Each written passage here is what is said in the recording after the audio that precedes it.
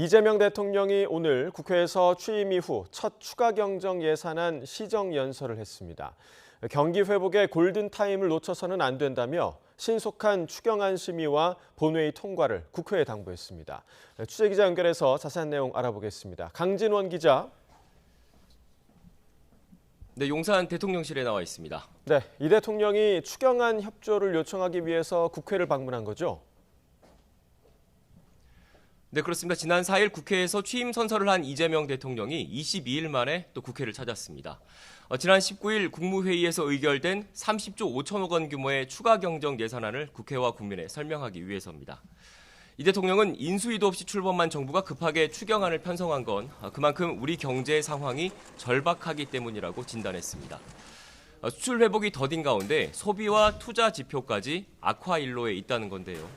이 대통령은 이런 경제 위기에 정부가 손을 놓고 긴축만을 고집하는 건 무책임한 방관이라며 내수 시장에 활력을 불어넣는 게 중요하다고 강조했습니다. 특히 경제는 타이밍이라며 경기 회복의 골든타임을 놓치지 않도록 국회에 적극적인 협조를 요청했습니다. 추경안은 크게 소비 진작과 투자 촉진, 소상공인 등 취약계층 지원에 초점이 맞춰져 있습니다.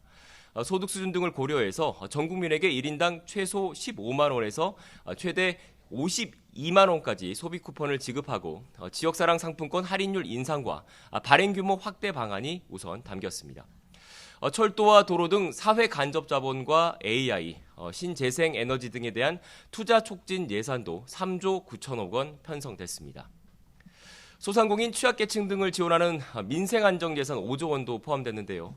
빚을 갚을 여력이 안 되는 취약차주 113만 명의 7년 이상 5천만 원 이하 장기 연체 채권을 소각하고 성실히 빚을 갚는 소상공인에겐 분할 상환 기간 확대, 이자 추가 감면 등의 혜택을 주는 내용이 들어갔습니다. 네, 오늘 시정연설에서는 추경안 외에 새 정부의 국정운영 방향에 대한 언급도 있었죠? 네, 그렇습니다. 이재명 대통령은 지난 4일 국회에서 취임 선서를 했을 때 약속을 다시 꺼내들었습니다.